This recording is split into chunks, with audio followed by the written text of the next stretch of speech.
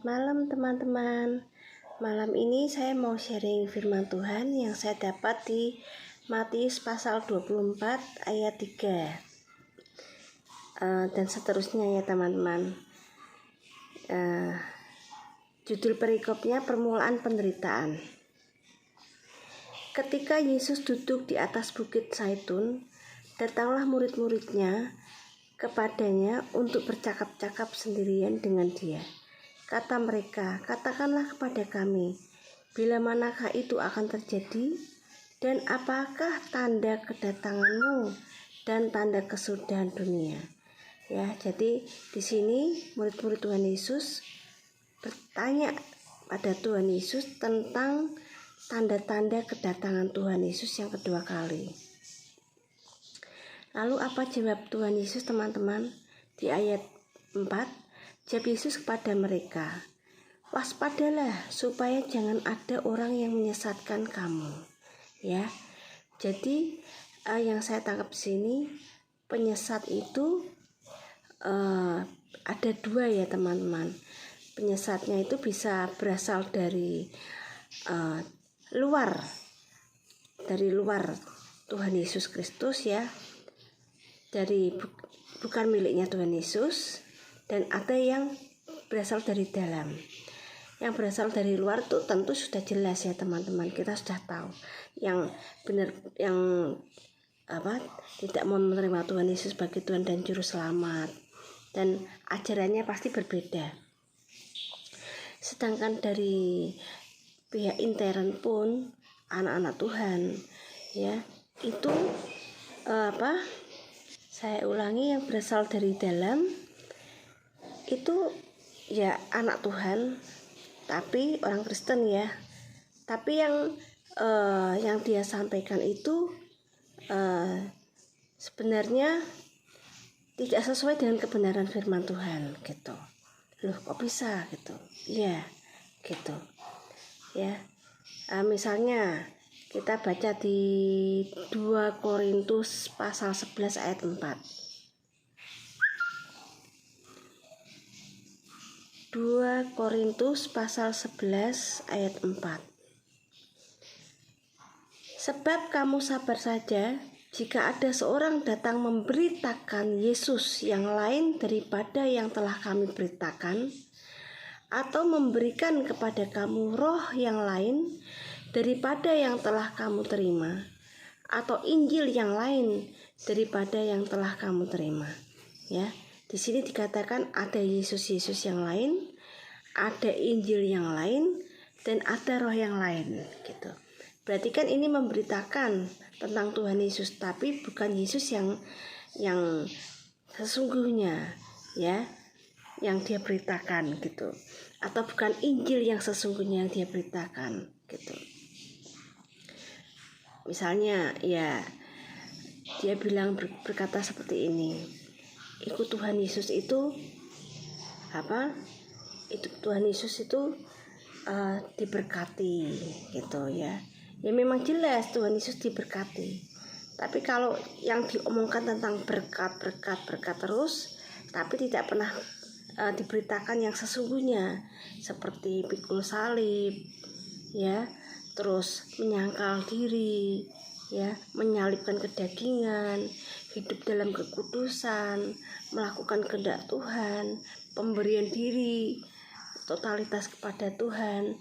Pokoknya yang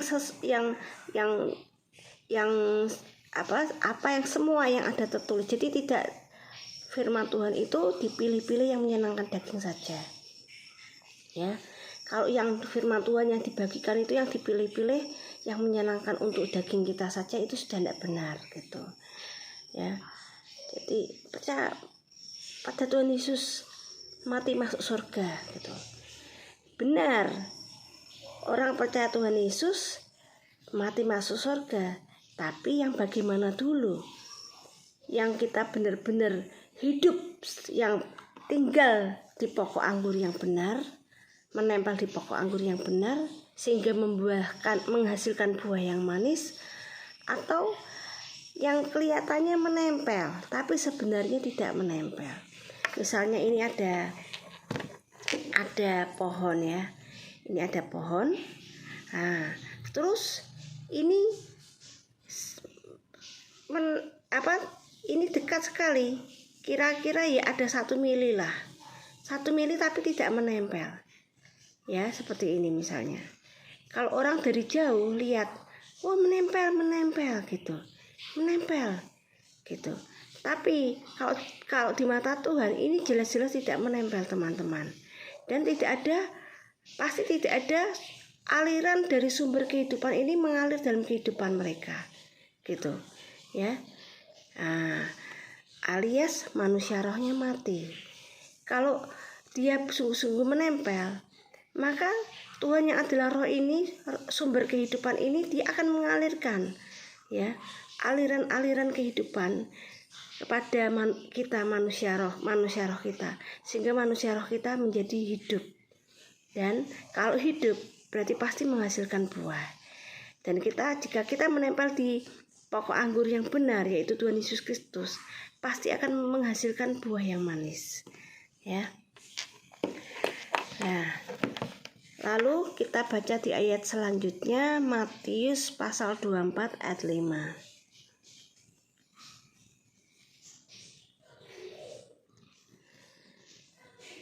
Sebab banyak orang akan datang dengan memakai namaku dan berkata, "Akulah Mesias," dan mereka akan menyesatkan banyak orang. Waktu ini saya penasaran, teman-teman. Benar enggak ya sih ada orang yang mengaku bahwa dirinya itu Mesias? Lalu saya cari-cari ya. Ternyata saya menemukan ya dari berbagai negara ada orang yang mengaku dirinya itu, ada yang reinkarnasinya Tuhan Yesus, ada yang dia mengaku bahwa dia Mesias gitu. Dan saya dapat nama-nama ini, saya sebutkan ya teman-teman. Namanya David Seiler ya. David Seiler ini mantan anggota dari Badan Intelijen Inggris M15, mengaku dirinya adalah reinkarnasi terakhir dari Tuhan Yesus. Terus ada yang namanya Jonas Ferry ya. Jonas Ferry, ia mengaku telah benar-benar dipercaya Tuhan untuk turun sebagai Yesus dan telah menyiapkan gerbang kedatangannya sendiri. 40 tahun kemudian Yesus palsu ini, yaitu Jonas Ferry ini, meninggal. Anda tahu sendiri kalau mengaku sebagai Mesias palsu, pasti endingnya dia akan ke alam maut. Ada yang bernama John Tom, saya percepat ya teman-teman. Ada juga yang namanya Sergei Anatolievich Torov ya, di sebuah wilayah terpencil di Siberia. Terus yang bernama William Davis ini mengaku sebagai arwah suci. Ya, arwah itu kan ya arwah lah, arwah suci, dia mengakunya seperti itu. Dan anaknya dia promosikan sebagai juru selamat ya. Kemudian Moses Longwen dari Afrika Selatan. Ya, ada lagi yang bernama Inri Cristo dari Brasil. Ya, mungkin di Indonesia juga ada gitu. Saya pernah dengar ada gitu. Cuman saya namanya lupa. Terus kita baca di Matius 24 ayat 6. Kamu akan mendengar deru perang atau kabar-kabar tentang perang. Namun berawas-awaslah, jangan kamu gelisah. Sebab semuanya itu harus terjadi, tetapi itu belum kesudahannya. Jadi tadi tentang Mesias palsu itu sudah tergenapi. Terus nubuatan Tuhan Yesus tentang perang ya sudah tergenapi. Perang dunia kedua atau perang Rusia Ukraina, perang Yaman ya. Wah, pokoknya itu tuh yang dinubuatkan Tuhan Yesus tentang akhir zaman itu sudah terjadi. Ya, saya pernah memberitakan Injil juga pada orang tentang akhir zaman, dan orang bilang gini, wah sejak tahun 93 tuh aku sudah dengar seperti itu, tapi mana gitu, kok enggak gitu.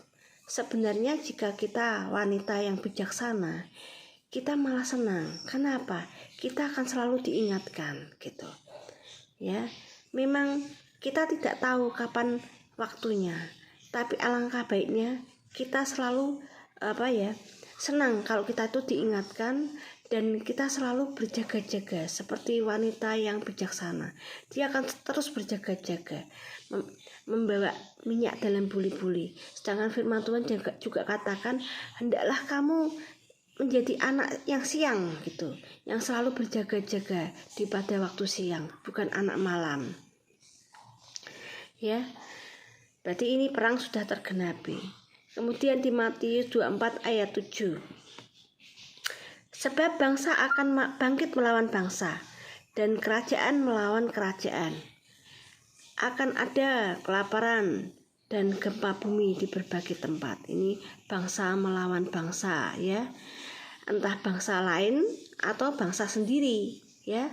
Perang dengan bangsanya sendiri juga sudah terjadi. Dengan bangsa lain juga sudah terjadi, ya. Bahkan dalam suatu kumpulan terkecil, lembaga terkecil aja sudah perang, ya. Sudah gontok-gontokan, ya, musuh-musuhan sampai ada yang meninggal. Lah, itu sudah terjadi, ya.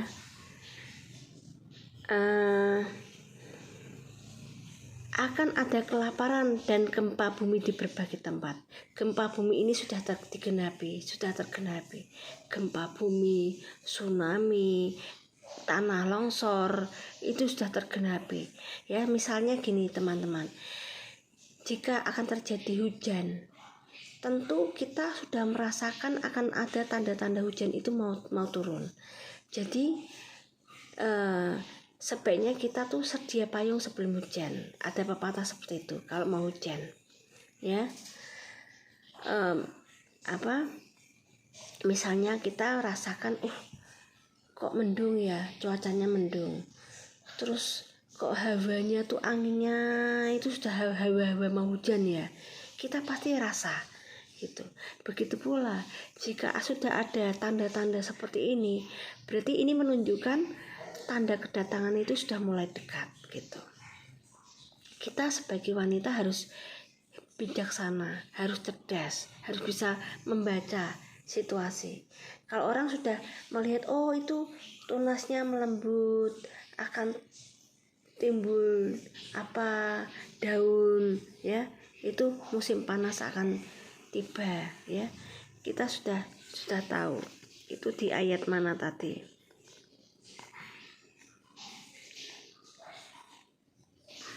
Ya, ini.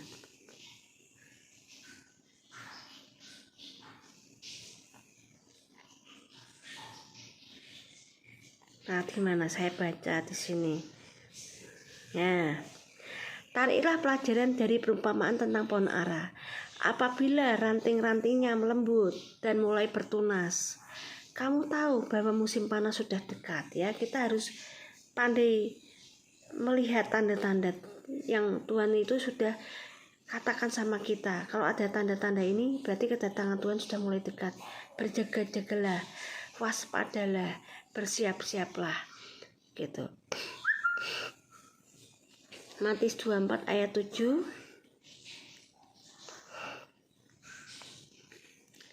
Ya, akan ada kelaparan dan gempa bumi di berbagai tempat. Gempa bumi sudah digenapi.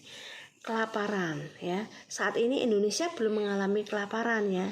Kita masih bisa makan, masih bisa beli sesuatu gitu. Tapi di berbagai negara sudah ada yang mengalami kelaparan gitu. Dan saya baca juga di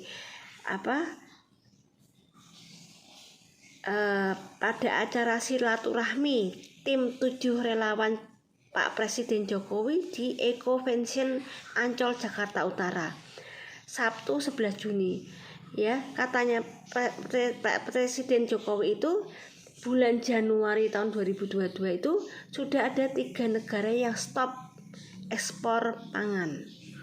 Nah, 11 Juni ini Pak Presiden Jokowi itu bicara, sekarang malah tidak 3, tapi sudah ada 22 negara di seluruh dunia ini yang stop ekspor pangan. Dan ini sangat berpengaruh teman-teman. Jika ada yang stop ekspor pangan ini sangat berpengaruh. Berarti bangsa negara kita harus mengusahakannya sendiri, harus mandiri, ya. Mereka mesti juga sudah tahu akan ada tanda-tanda seperti itu, gitu. Makanya mereka stop ekspor pangan, gitu.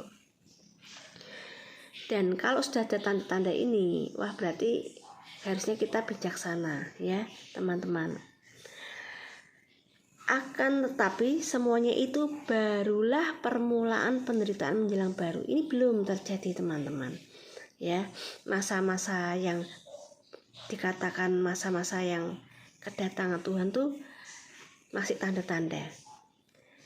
Seperti kalau hujan tuh baru rintik-rintiknya atau hawa-hawanya gitu.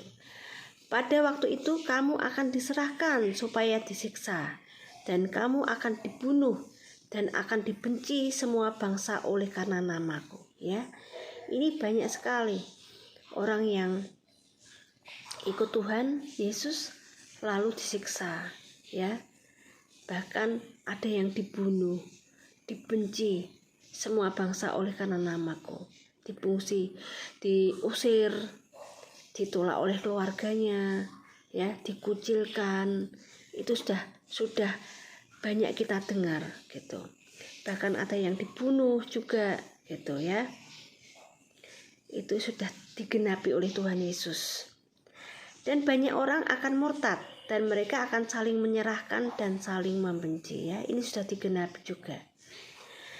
Banyak nabi palsu akan muncul dan menyesatkan banyak orang. Ini juga sudah digenapi. Banyak nabi palsu, ya, akan muncul dan menyesatkan banyak orang.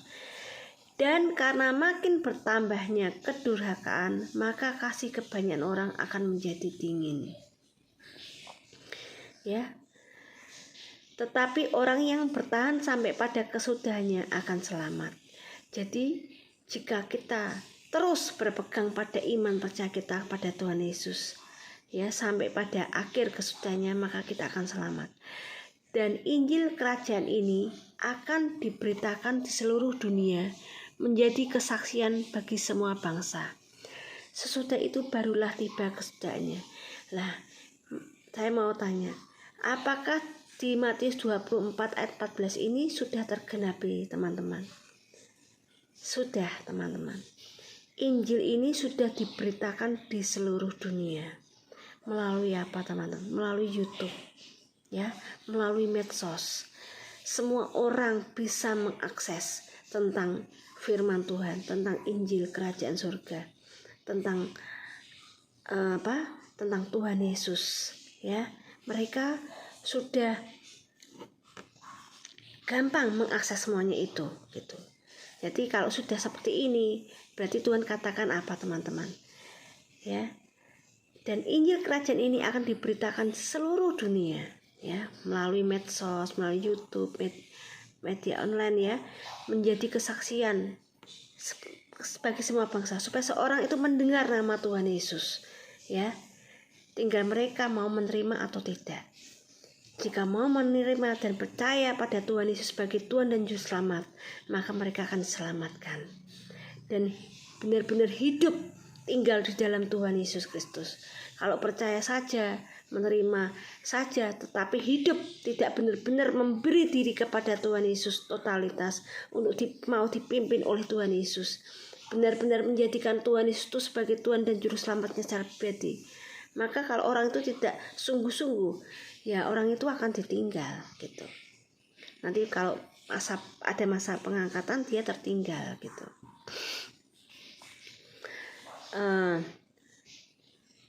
Bahkan juga belum terjadi, bisa saja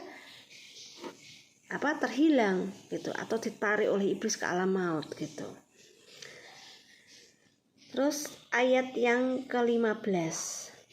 Jadi apabila kamu melihat pembinasa keji berdiri di tempat kudus, menurut firman yang disampaikan oleh Nabi Daniel, para pembaca hendaklah memperhatikannya, ya. Jadi yang dikatakan pembinasa keji ini sebenarnya antikris, ya, antikris yang sesungguhnya, gitu. Antikris yang sesungguhnya ini berdiri di mana? Berdiri di tempat kudus. Tempat kudus itu menurut Alkitab mana? Yaitu di Yerusalem, ya, di tanah Israel. Menurut firman yang disampaikan oleh Nabi Daniel. Jadi kalau misalnya orang Israel itu dia menanti Mesias. Tapi Mesias yang sesungguhnya yaitu Tuhan Yesus Kristus itu sudah turun 2000 tahun yang lalu. Namun mereka tidak mau menerima, menolak. Kenapa? Karena Tuhan Yesus turun ke dunia tidak sebagai raja yang secara jasmani kelihatan, tidak sebagai raja. Kalau Tuhan Yesus lahirnya di suatu kerajaan, ya toh, di dalam anaknya raja atau bagaimana, tentu mereka menerima, gitu. Mereka menerima, karena mereka melihatnya tuh dengan mata jasmani, tidak melihat tidak bisa melihat perkara-perkara yang rohani. Padahal sudah diberikan tanda-tanda tentang Tuhan Yesus, pekerjaan-pekerjaan yang dia lakukan, ya, yang dilakukan Tuhan melalui diri Tuhan Yesus itu sudah diberitahukan. Tapi mata mereka tertutup. Mereka hanya melihat batas apa? Ini kan anaknya Yusuf tukang kayu, anaknya Maria yang saudaranya kita kenal, gitu.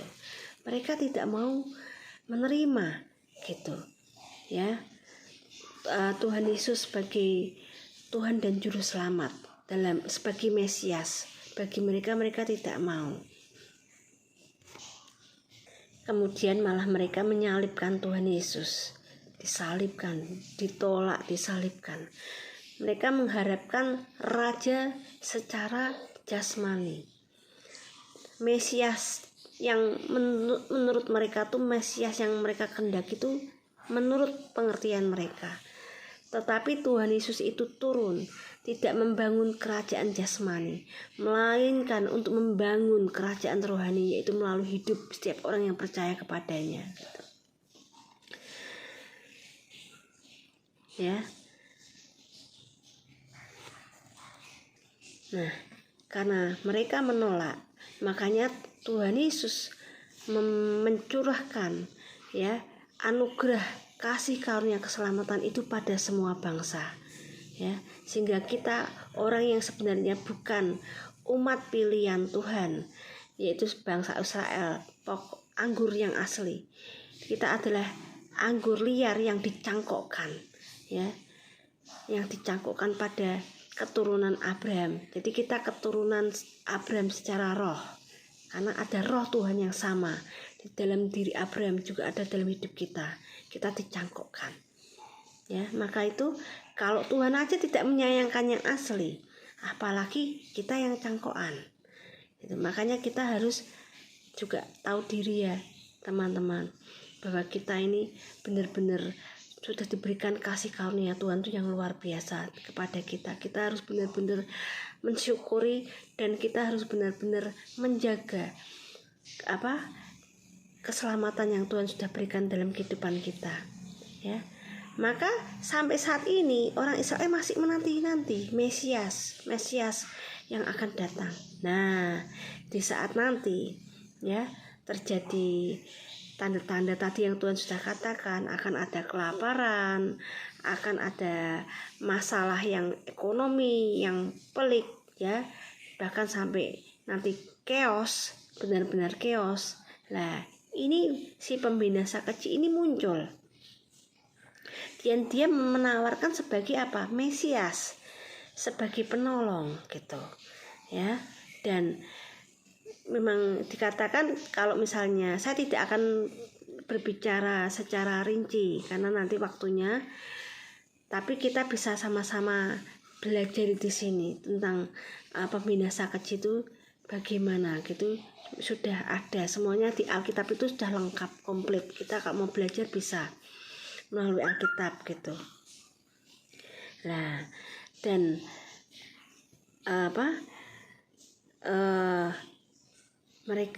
mereka sangat senang, gitu. Kalau pembinasa kecil muncul pertama kali tidak mungkin langsung jahat, langsung beringas, langsung kejam, gitu, enggak, gitu. Dia harus mencari pengikut, gitu, ya, mencari pengikut. dan dia benar-benar, kalau orang menyamar itu harus perfect, apalagi yang menyamar iblis ya, dia tahu gitu, dia pasti perfect gitu. Dan ini yang diterima secara jasmani oleh orang-orang dunia gitu ya. Dia pandai dalam berpidato, pandai dalam cerdas gitu, dalam politik, dalam ekonomi, dalam apapun dia pokoknya hebat lah gitu ya, sehingga setiap orang akhirnya mengikut dia gitu ya. Namun dikatakan di Alkitab pada pertengahan, yaitu 3,5 masa, yaitu 3,5 tahun, maka ini sudah berbeda ya. Dikatakan akan ditiadakan korban sehari-hari ya. Korban sehari-hari itu apa? Berarti akan ditiadakan ibadah-ibadah ya, akan ditiadakan orang-orang akan disiksa, bahkan siksaannya tuh parah, sangat dahsyat. Bahkan sebelum, dikatakan di Alkitab, sebelum dunia itu diciptakan hingga sampai akhir zaman itu belum pernah ada siksaan yang sedahsyat itu yang akan nanti dilakukan oleh pembinasa keji pada orang-orang yang menjadi pengikut Tuhan Yesus Kristus gitu. Maka apa yang harus dilakukan bagi kita orang-orang percaya, teman-teman ya? Bagi orang percaya ini ada dua versi. Ada orang bilang, oh kita yang penting kita tuh hidup kudus dulu sekarang, supaya apa? Kita tidak mengalami zaman antikris nanti, 3,5 masa, kan itu sangat mengerikan gitu. Jadi kita harus benar-benar hidup kudus sekarang, supaya apa? Kita nanti terangkat gitu.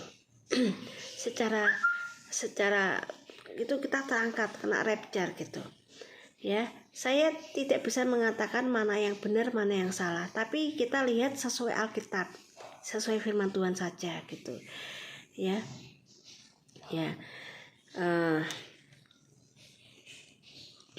Kadang gini ya, kalau orang yang tidak ingin dagingnya itu sakit, dia memilih untuk rapture supaya tidak mengalami seperti itu gitu, karena dia tidak ingin merasa dagingnya itu sakit gitu. Apa yang harus terjadi kalau untuk menghadapi seperti itu? Apa yang firman Tuhan katakan? Maka orang-orang yang di Yudea haruslah melarikan diri ke pegunungan. Nah, yang saya tangkap di sini, pegunungan itu bukan berbicara pegunungan secara fisik, teman-teman. Oh, kita lari ke gunung mana? Bromo, Sindoro, Gunung Sumbing, itu enggak gitu. Yang dimaksud Tuhan, larilah. Kamu harus melarikan diri ke pegunungan. Pegunungan yang dimaksud di sini adalah apa? Kita harus melarikan diri pada pegunungan, itu melambangkan Tuhan. Kita harus lari, sungguh-sungguh lari kepada Tuhan. Ya, kita larinya tuh dari kehidupan kita yang duniawi ini, yang secara daging. Kita harus beralih kepada kehidupan secara roh. Ya, hidup secara spirit, dipimpin oleh Roh Tuhan di dalam hidup kita. Itu yang Tuhan inginkan, seperti itu. Untuk kita benar-benar minta pertolongan pada Tuhan, melarikan diri ke pegunungan. Karena lawan kita ini si jahat, iblis, si jahat yang menjelma sebagai pembinasa keji. Karena kalau kita lari ke pegunungan pun secara jasmani kita akan pasti terdeteksi. Dia ini orang cerdas, ya, orang yang cerdas, dan dia orang canggih, pasti mengerti kita di mana-mana pasti tahu. Tapi yang dikatakan lari ke pegunungan ini, ya, kita benar-benar lari minta perlindungan kepada Tuhan. Karena Tuhan yang sanggup melindungi kita dari apa? Dari pengejaran iblis. Dari benar-benar dilindungi oleh Tuhan. Gitu. Bagi manusia mungkin mustahil, tapi satu perkara, tidak ada barang mustahil bagi Tuhan. Tuhan sanggup. Banyak tercerita di Alkitab. Tuhan itu melindungi ya anak-anaknya. Seperti contoh, waktu Tuhan Yesus itu mau didorong mau dilemparkan ke jurang. Lalu Tuhan membuat mata mereka tuh tidak melihat, sehingga Tuhan Yesus dengan enak saja berjalan. Lalu yang cerita tentang siapa itu? Filipus yang sida-sida Ethiopia itu dilarikan oleh Tuhan gitu. Tiba-tiba sampai di kota mana. Ya, benar-benar Tuhan itu sanggup melindungi. Ya. Terus cerita tentang siapa itu? Elisa mau dikepung, dibutakan semua, sehingga orang muter-muter nyari pintunya tidak ketemu. Ya, itu suatu saat pasti juga akan terjadi saat dimana anak Tuhan itu membutuhkan. Orang yang lari ke pegunungan, lari pada Tuhan, minta perlindungan Tuhan di pegunungannya Tuhan, ya, di pegunungan. Karena Tuhan itu adalah gunung batu yang teguh, gunung batu perlindungan, kubu pertahanan. Tuhan yang kupercaya, itu yang dikatakan oleh Daud, ya. Kita harus lari ke pegunungan, yaitu kepada Tuhan, gunung batu yang perlindungan yang teguh, gitu. Supaya kita dilindungi dari si jahat. Ya. Jadi yang 3,5 masa nanti, kalau orang yang sungguh-sungguh menuruti firman Tuhan, lari ke pegunungan, lari berlindung kepada Tuhan, gunung batu yang teguh, maka kita dilindungi pada masa-masa penganiayaan itu. Ya, kita dilindungi Tuhan. Itu ada, saya baca di mana itu, Daniel atau di mana, selama 3,5 masa orang-orang kudus itu diberikan ke Pak Raja Wali, ya, sayap Raja Wali, dan dilarikan ke padang gurun. Di sana dilindungi Tuhan, tempat yang aman, sehingga tidak mengalami masa 3,5 masa itu. Jadi benar-benar Tuhan itu sanggup melindungi kita, ya, sanggup melindungi kita dari segalanya. Tapi masalahnya kita mau nurut enggak? Atau kita masih senang hidup dalam kedagingan gini, gitu ya. Masih mencintai dengan dosa yang kita lakukan, ya. Masih mencintai dengan kehidupan duniawi yang kita biasa senangi ini, enjoy ini, gitu. Orang yang sedang di peranginan di atas rumah, janganlah ia turun untuk mengambil barang-barang dari rumahnya. Jadi orang yang sedang di peranginan di atas rumah itu orang yang sudah level sudah spiritnya itu sudah di atas, ya. Hidup dalam spirit, hidup dipimpin oleh Roh Kudus itu sudah di peranginan, ya, dalam spirit. Janganlah ia turun untuk mengambil barang-barang dari rumahnya. Janganlah kembali pada kehidupan lamanya dalam keduniawiannya itu, ya. Jangan lagi mengambil kehidupannya duniawinya yang lama-lama itu, kembali lagi untuk mengambil barang-barang dari rumahnya, melambangkan kembali lagi pada kehidupan duniawinya lagi, kehidupan dagingnya lagi. Dan orang yang sedang di ladang, janganlah ia kembali untuk mengambil pakaiannya. Orang yang sudah bekerja orang yang sedang melayani Tuhan, bekerja di ladang anggurnya Tuhan, janganlah ia kembali untuk mengambil pakaiannya, ya, untuk mengurusi kehidupan yang tidak penting-penting lagi, yang tidak spirit tapi yang duniawi lagi, ngurusi yang sifatnya kedagingan lagi, gitu. Tuhan Yesus katakan jangan. Celakalah ibu-ibu yang sedang hamil atau menyusukan bayi pada masa itu. Ya, saya ingat kenapa masa penganiayaan nanti itu 3,5 masa, 3,5 tahun. Ya, kenapa kok enggak 4 tahun, 5 tahun gitu, 2 tahun? Kenapa kok 3,5 tahun?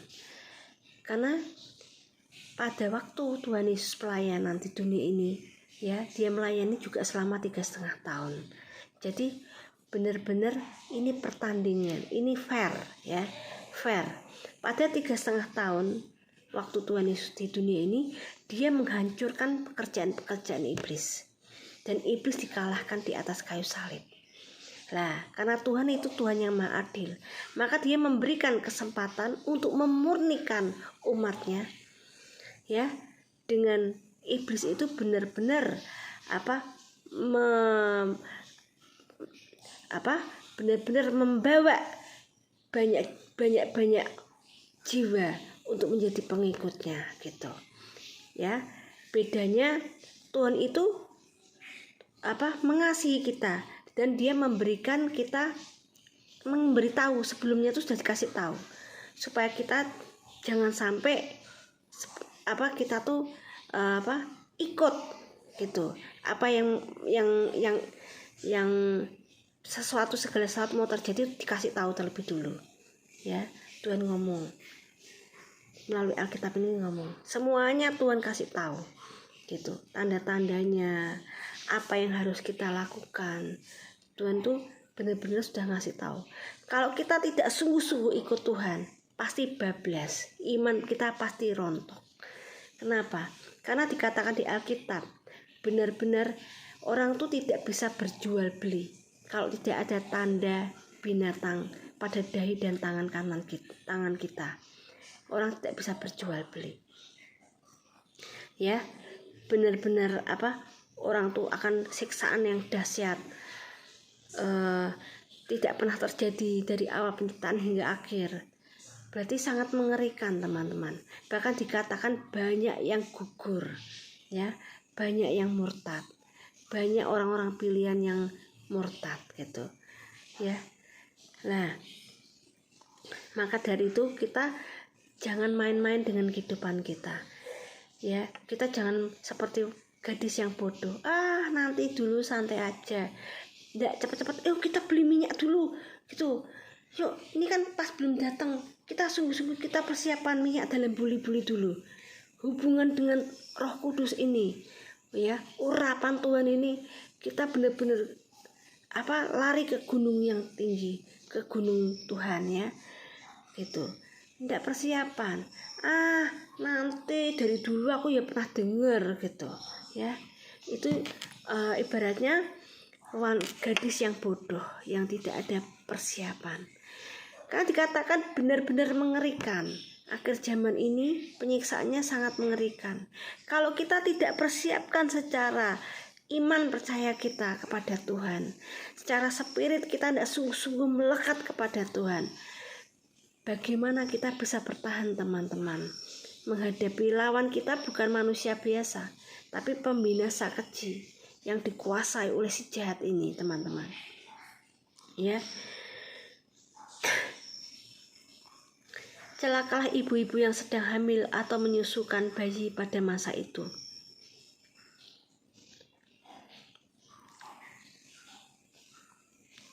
Ya.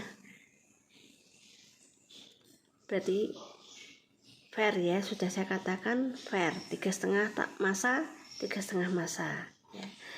Berdoalah supaya waktu kamu melarikan diri itu jangan jatuh pada musim dingin dan jangan pada hari Sabat.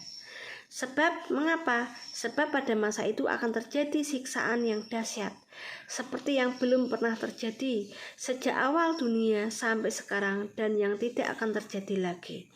Dan sekiranya waktu tidak dipersingkat, maka dari segala yang hidup tidak akan ada yang selamat. Akan tetapi oleh karena orang-orang pilihan, waktu itu akan dipersingkat. Wah, luar biasa. Tuhan Yesus baik sekali, ya, teman-teman. Maka dari itu saya sebagai juga anak Tuhan mengingatkan untuk kita benar-benar persiapkan, teman-teman. Persiapkan hidup kita untuk kita menjadi mempelai Kristus. Dan mempelai Kristus harus benar-benar mempelai yang bijaksana, harus selalu sedia minyak dalam buli-buli, dan harus selalu berjaga-jaga. Hidup seperti pada siang hari, bukan pada malam hari. Dan juga kita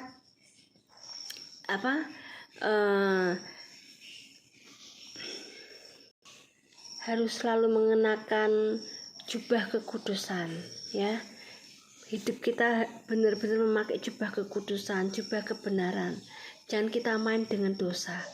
Jangan memasukkan gelembung api di dalam baju kita, karena kita pasti terbakar, ya. Jangan main-main dengan dosa. Jangan membuka celah bagi iblis itu masuk dalam hidup kita, teman-teman.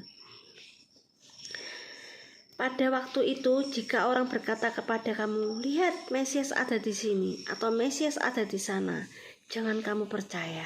Ya, tadi yang saya katakan, Mesias palsu. Sebab Mesias palsu dan nabi-nabi palsu akan muncul, dan mereka akan mengadakan tanda-tanda yang dahsyat dan mujizat-mujizat, sehingga sekiranya mungkin mereka menyesatkan orang-orang pilihan juga. Maaf. Ya, dan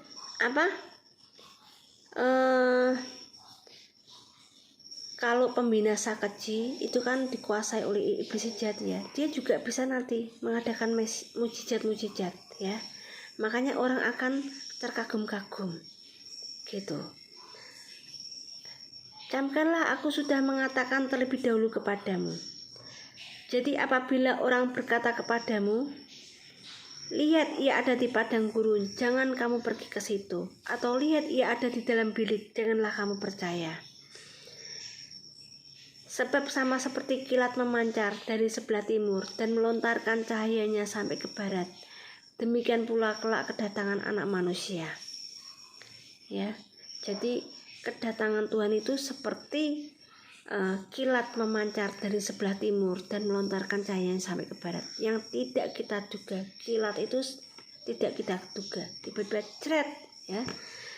Tidak ada yang bisa menduga kedatangan Tuhan. Di mana ada bangkai, di situ burung nasar berkerumun. Bangkai itu melambangkan kematian secara daging. Jika kita mematikan kedagingan kita, maka di situ roh Allah bekerja dalam kehidupan kita. Di situ burung nasar berkerumun. Burung nasar melambangkan roh Tuhan ya.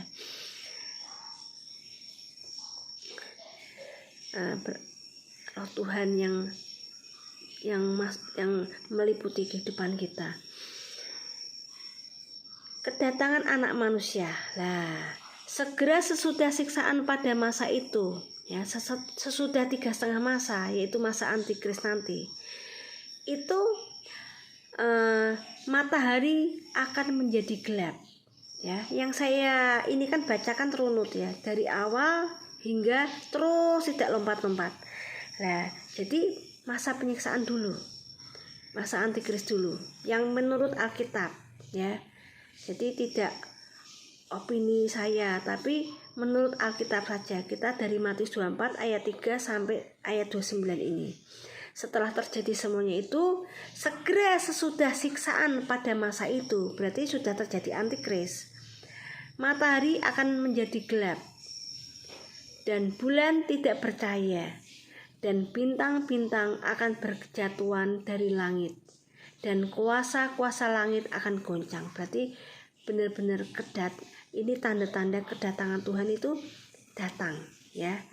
Nah, jadi setelah masa antikris selesai 3,5 masa, baru Tuhan datang ya.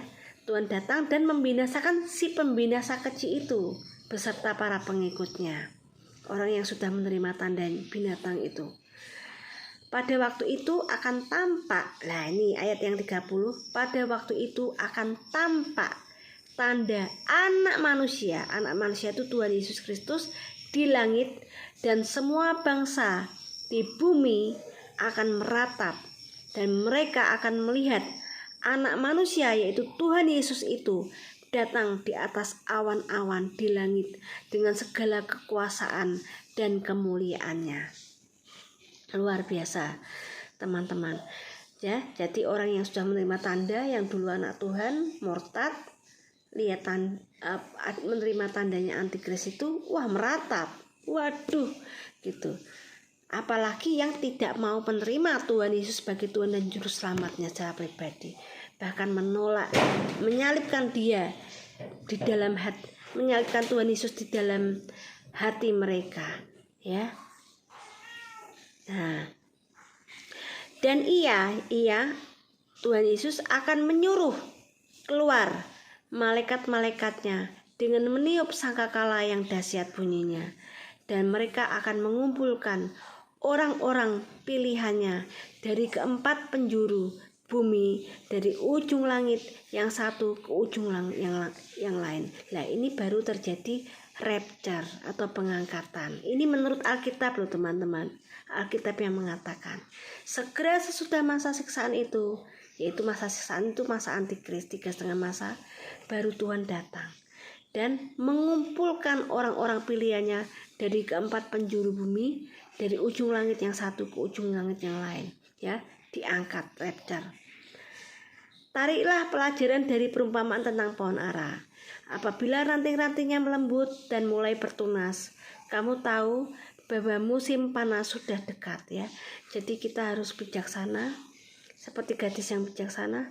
Kalau tadi yang tanda-tanda sudah saya katakan itu sudah digenapi, yang dinubuatkan Tuhan sudah digenapi, berarti kita harus tahu, harus bijaksana, ya. Kita harus bersiap-siap, berjaga-jaga. Demikian juga jika kamu melihat semuanya ini, ketahuilah bahwa waktunya sudah dekat, sudah di ambang pintu. Aku berkata kepadamu, sesungguhnya angkatan ini tidak akan berlalu sebelum terjadi semuanya ini terjadi. Langit dan bumi akan berlalu, tetapi perkataanku, yaitu perkataan Tuhan Yesus, tidak akan berlalu. Tetapi tentang hari dan saat itu tidak seorang pun yang tahu. Malaikat-malaikat di surga tidak, dan anak pun tidak, hanya Bapa sendiri. Anak kenapa tidak? Waktu itu Tuhan Yesus dalam tubuhnya secara manusia, dalam tubuh yang daging, ya, dalam tubuh jasmani, ya. Tubuh jasmani itu daging ini, ya, daging, tapi daging ini daging yang kelihatan, tapi kehidupan secara daging itu yang tidak kelihatan, ya. Bedanya Tuhan Yesus dengan kita yang sama-sama dalam tubuh daging ini, Tuhan Yesus tidak hidup secara kedagingan, namun dia hidup secara roh. Dan Tuhan Yesus adalah Tuhan, anak manusia yang kudus dan tidak berdosa. Sedangkan kita hidup dalam dosa. Kalau kita tidak dikuduskan oleh Tuhan, maka kita tidak bisa kudus. Kalau kita tidak dilayakkan oleh Tuhan, kita tidak bisa layak di hadapan Tuhan. Kalau kita tidak dibenarkan sendiri oleh Tuhan, maka kita tidak bisa hidup benar. Teman-teman, hanya Tuhan yang sanggup membenarkan, menguduskan, mengampuni, melayakkan kita untuk kita menjadi anak-anaknya, ya.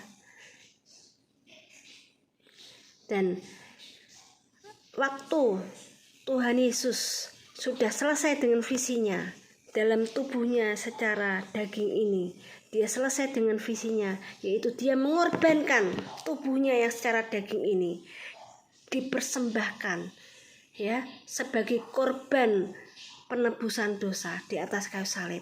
Makanya daging ini harus dihancurkan. Kalau Tuhan Yesus tidak memberikan teladan bahwa dia menghancurkan kedagingannya, ya, mau menghancurkan kedagingannya, bagaimana dia bisa berbicara bahwa kita harus pikul salib, bahwa kita harus sangkal daging, ya, kita harus mengikut dia. Bagaimana dia bisa mengajarkan hidup menurut roh, tidak menurut daging? Karena dia aja menyayangkan dagingnya sendiri, ya, menyayangkan kehidupannya secara yang daging aja tidak, gitu. Tapi Tuhan Yesus selalu mengatakan Bapa.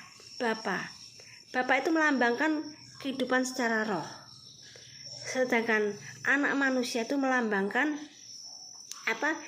kehidupan daging yang tidak berguna, jadi harus dihancurkan, ya.